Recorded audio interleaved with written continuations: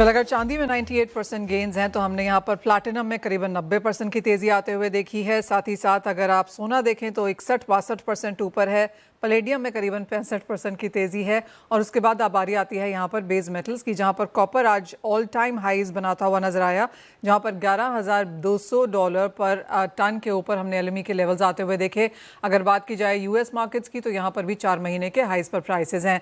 प्रथमेश, कैसे देखेंगे copper prices को, क्योंकि सारे के सारे जो फंडामेंटल्स हैं या फिर जो नैरेटिव यहाँ पर सेट हुआ है कॉपर को लेके, चाहे वो ग्रीन एनर्जी का है, माइन कंसर्न्स हैं, चाइना में स्मेल्टिंग प्रॉब्लम्स हैं, प्रोडक्शन कर्व्स की बातें हैं, क्या वो सब फैक्टर इन हो चुका है प्राइसेस में? कहीं ना कहीं मनीषा यहाँ पे सप्लाई साइड और plus demand side combination of factors काम कर रहे हैं। सप्लाई साइड में जैसे आपने मेंशन किया, माइनिंग इश्यूज है और में चाइना की तरफ से रियल एक्शंस हैं कमोडिटीज पर। सो ये सारे फैक्टर्स मेरे ख्याल से स्पेसिफिकली कॉपर और जिंक, ये दो मेटल स्पेसिफिकली ईवी स्टोरी में काफ़ी अच्छी तरीके से निर्भर कर रहे हैं। तो मुझे लगता है मोमेंटम अभी यहाँ से और तेज़ होने की गुंजाइश रखता है। और कॉपर में पॉसिबली नेक्स्ट ईयर में आप ऑलमोस्ट अराउंड 30 to 40% अगर गेन्स देखें इस कमोडिटी में तो कोई बड़ी बात नहीं हो जाएगी। तो सारे बेस मेटल कॉम्प्लेक्स में अगर कुछ कॉन्फिडेंस दिखता है तो वो कमोडिटी कॉपर ही रहेगी। और प्रथमेश, आप कह रहे हैं 30 से 40% की तेज़ी की प्रोबेबिलिटी यहाँ पर 2026 में है। यस।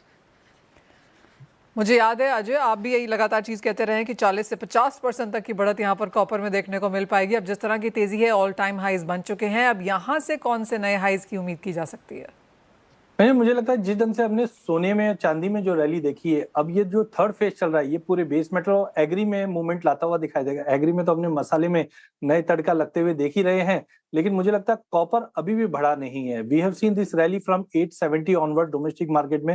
हालांकि रुपये गिरावट और सपोर्ट कर रहा है। We were targeting at least 1080, but मुझे लगता है फ्यूचर मंथ जो दिसंबर का है वो ऑलमोस्ट अभी 1048 हाई मार चुका है। एलएमई पे भी हम नया हाई देख ही रहे हैं।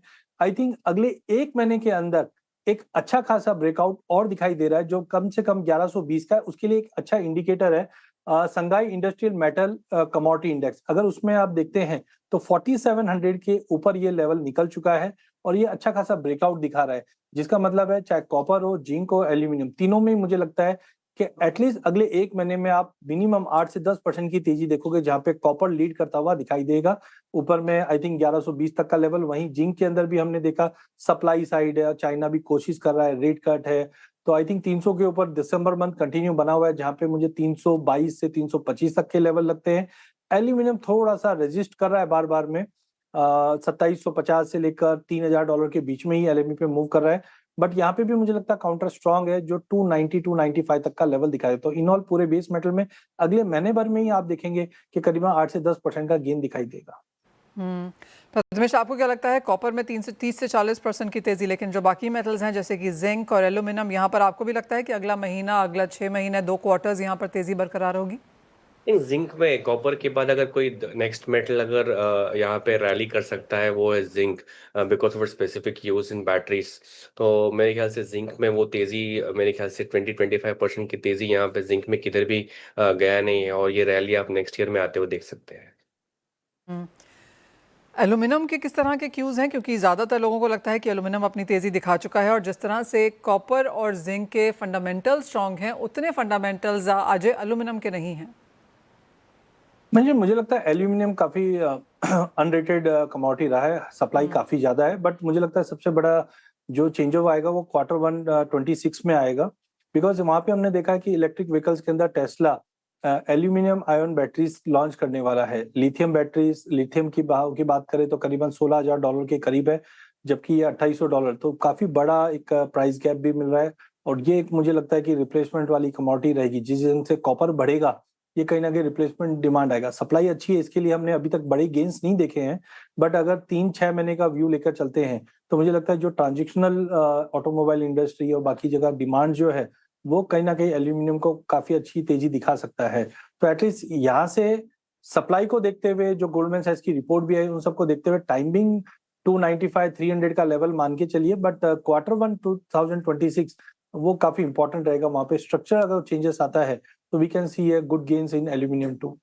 ऑलराइट, तो यानी कि तीनों के तीनों मेटल्स, चाहे वो कॉपर है, जिंक है, एल्यूमिनियम है, उस रैंकिंग में यहाँ पर तेज़ी दिखा सकते हैं और अगला एक महीना बेहतरीन रह सकता है और बाकी कमोडिटीज़ में, बाकी मेटल्स में भी और आगे जाकर लॉन्ग रहने की ही एक्सपेक्टेशन। बहुत शुक्रिया आप दोनों का ही, अजय एंड प्रथमेश, साथ जोड़ने के लिए और वो राय भी देने के लिए। बल जाते जाते आपको बता दें, जो फ्लैशेस आपकी स्क्रीन पर हैं वो IMD की तरफ से यहाँ पर आ रहे हैं, जिनका कहना है कि दिसंबर के महीने में सर्दी वाले दिन यहाँ पर ज़्यादा रह सकते हैं। आपको याद दिला दें कि रबी फसल की यहाँ पर बुआई फिलहाल हो रही है और ये काफ़ी इंटरेस्टिंग इंपॉर्टेंट रहेगा कि किस तरह की सर्दी यहाँ पर पड़ती है। IMD का कहना है कि नवंबर में तापमान यहाँ पर सामान्य और सामान्य से कम था, फरवरी तक लानीना कमज़ोर रहने का अनुमान है और आगे जाकर यहाँ पर शीतलहर के दिन सामान्य से ज़्यादा रह सकते हैं। ये दिसंबर के लिए है, यानी कि ठंड यहाँ पर ज़्यादा पड़ने की एक्सपेक्टेशन है, ज़्यादा दिन यहाँ पर शीतलहर वाले बनते हुए नजर आएंगे। साथ ही साथ IMD ने यह भी कहा है कि तापमान सामान्य और सामान्य से कम रह सकता है, यानी कि बिलो नॉर्मल टेम्परेचर्स यहाँ पर देखने को मिल सकते हैं। वेल, उसी के साथ फिलहाल इस कार्यक्रम में इतना ही समय है। एक ब्रेक के लिए रुकेंगे, लौटेंगे तो लेकर आएंगे आवाज़ समाचार।